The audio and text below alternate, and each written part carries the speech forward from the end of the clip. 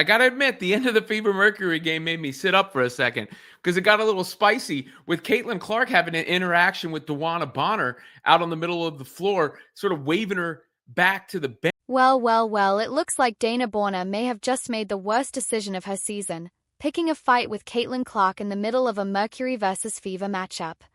And yeah, that one backfired instantly.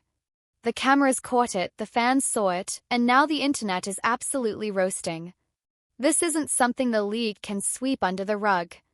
So let me ask you, who do you think actually came out looking worse in this entire exchange? Now, we all know that the Indiana Fever is trying to make a push for the playoffs. We've been getting mixed signals coming out about Caitlin coming back, about Caitlin being, somewhat ready to go. Then we got Stephanie White saying it's day-to-day again, basically. Well, I'm here to tell you, Caitlin Clark is not shying away from making headlines. Let's get into it. Caitlin Clark, just her second year in the league, yet already the main headline.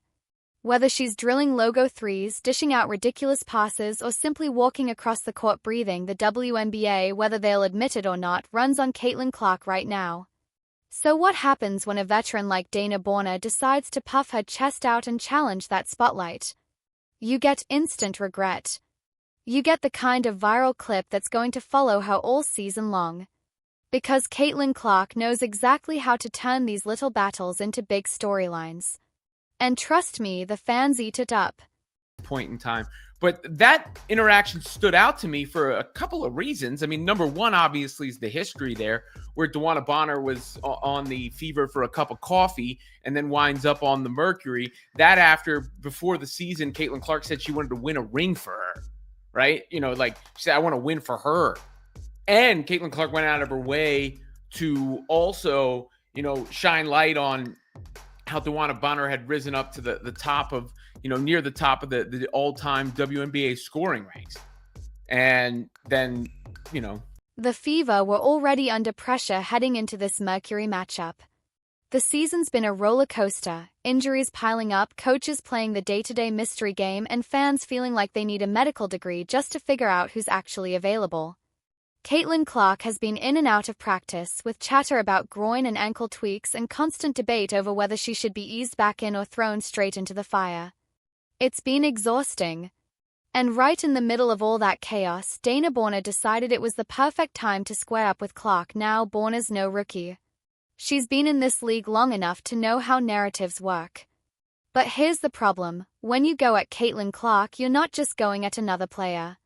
You're going at the fan base, the cameras, the reporters, and the endless highlight accounts that will clip, repost, and meme your worst second over and over again. And that's exactly what happened. Bonner thought she was showing toughness, proving the Mercury weren't about to let the Fever walk in and push them around. Instead, what people saw was a veteran trying way too hard to intimidate the one player who already draws more attention than half the league combined. To the right, behind the coach, coming out and jawing at Dewana Bonner. The actual exchange was almost comical in how quickly it escalated. Clark stood her ground, flashing the hand motion like, "Go yell somewhere else." Bonner puffed up, trying to act like she owned the court. Meanwhile, the refs stood there like statues, pretending they didn't see what everyone else in the arena clearly witnessed, because of course, when it comes to Caitlin Clark, the officiating somehow always manages to look incompetent. Whether it's ignoring hits to the head, swallowing the whistle on obvious fouls, or calling phantom travels, the refs seem allergic to handling her games fairly. But in this moment, their silence only made Bonner look worse, and fans noticed. The second the clip hit Twitter, or sorry X, but let's be honest, we're all still calling it Twitter, it exploded. Fever fans pointed out how ridiculous it was. Clark defenders said, "Yep, here we go again. Another vet trying to bully Caitlin." Even Mercury fans were scratching their heads, asking why Bonner picked this fight in the first place. You'd think after watching what happened when others tried the same routine, Angel Reese, Kennedy Carter, even Lexie Hull getting dragged into scuffles, that maybe the league would learn. But nope. Here we go again. Another welcome to the WNBA moment for Clark. Except this time she's not even a rookie anymore. She's in her second season. And at this point it isn't hazing. It's desperation. Here's the reality. The Mercury know their window is closing. Diana Taurasi isn't getting any younger, And Borna herself isn't exactly in the future cornerstone category. The Fever, on the other hand, have Caitlin Clark, Aaliyah Boston, and a young core that, if managed correctly, could dominate for the next decade. That scares veteran teams. That makes them lash out, and when Clark doesn't back down, when she throws up the talk to the hand in front of a packed arena, it's embarrassing. It's instant regret. Because the clip doesn't make Borna look tough. It makes her look rattled. The irony? The Fever still lost the game. Yet, by the end of the night, nobody was talking about the score. Nobody was talking about Phoenix spreading the scoring around with 5 players in double figures, nope. The entire conversation was Clark versus Borna. That's the Caitlin Clark effect in real time. You can outscore the Fever, you can win in the standings, but if Clark gives you one viral moment, the win belongs to her. She controls the narrative whether the league likes it or not. The most clutchest player on the damn team. I'm not just saying that just to say it. Lexie Hull stand on business when it's time to... Let's talk about Lexie Hull for a second. If there's one player who deserves flowers in this whole mess, it's her. She played her heart out, logging 35 minutes, dropping 18 points, and still locking in on defense while the Fever were falling apart around her. Hull's the kind of player who might not always light up the scoreboard, but when the game is close, she shows up, and it's hilarious. While Borna was busy trying to rattle Caitlin Clark, it was Hull who was actually giving Phoenix problems. But of course, we don't get a highlight reel of that. We get Borna looking pressed while Clark casually waves her off, and that brings me to the Fever's coaching. Stephanie White, what are we doing here?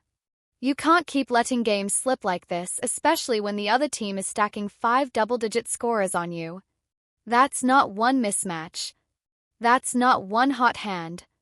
That's your entire defensive scheme collapsing like a cheap lawn chair. Fans are tired of hearing the same recycled lines about being day-to-day and taking things one step at a time. At some point, the excuses wear thin. And while White juggles rotations, injuries, and media pressure, she's also watching her players get caught up in petty sideline beefs that steal the spotlight. The crazy part: Clark didn't even need to drop 30 to win the night. All she had to do was stand there, wave Borna away, and let the cameras do the rest. That's power. That's influence. And that's why every single veteran who thinks they can teach Clark a lesson ends up regretting it, because here's the truth: you can foul her, shove her, trash talk her, but she's still the headline. And the WNBA can't hide it, no matter how hard some executives probably wish they could. Fans called it perfectly online. Congrats, Dawana. You just gave Clark another viral clip. And they're right, Clark thrives off this. She feeds on the pettiness, the doubters, the so-called welcome to the WNBA moments. The more it happens, the stronger her brand gets. Meanwhile, vets like Borna end up looking salty, like they're gatekeeping a league that desperately needs fresh eyes and new fans. And let's not ignore the crowd. Fever fans are louder, more unified, and more fed up every single game. They've seen Clark take cheap shots all year. They've seen refs swallow whistles while she gets shoved to the floor. So when Borna tried to sun her, better yet anti her, it was just more proof the league doesn't know how to handle its rising star. Fans flipped it into fuel. They blew up the clip. They trended it. And instantly, Borna's tough act turned into a meme. That's regret in real time, and let's be real, Clark knows exactly what she's doing. Every time someone comes at her, it's another opportunity to win without even scoring a bucket.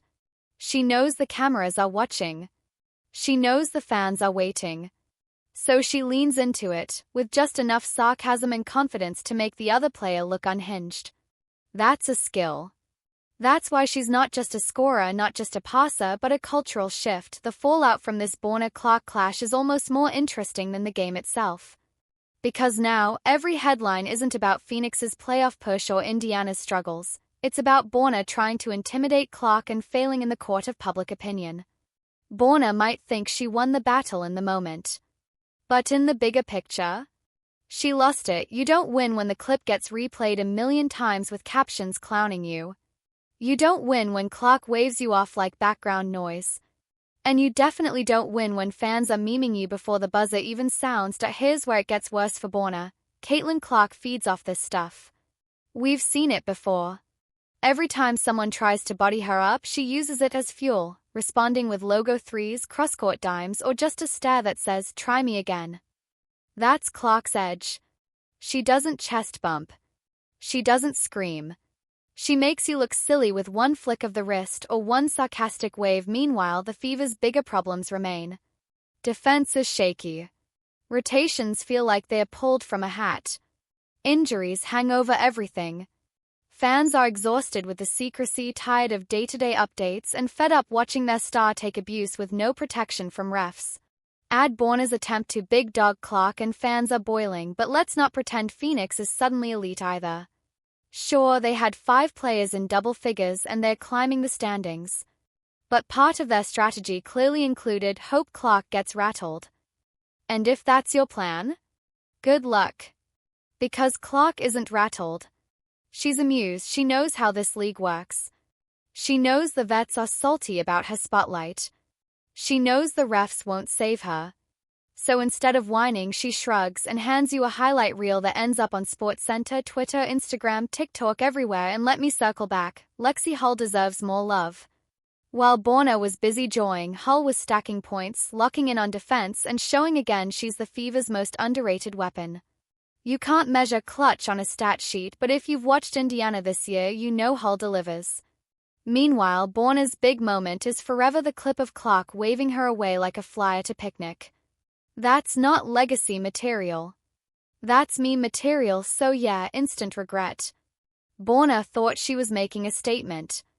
But the only statement people heard was, Caitlin Clark owns the spotlight. And honestly, that's the WNBA's reality right now. Clark is the main character whether players like it or not. The more they fight it, the bigger she gets. Lesson of the night?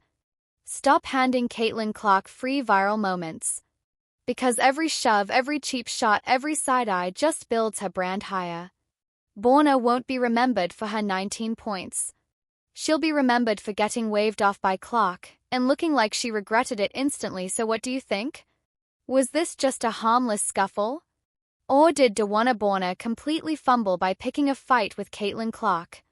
Drop your thoughts below, smash that like button, hit subscribe, and turn on notifications, because this isn't the last viral WNBA meltdown we're breaking down.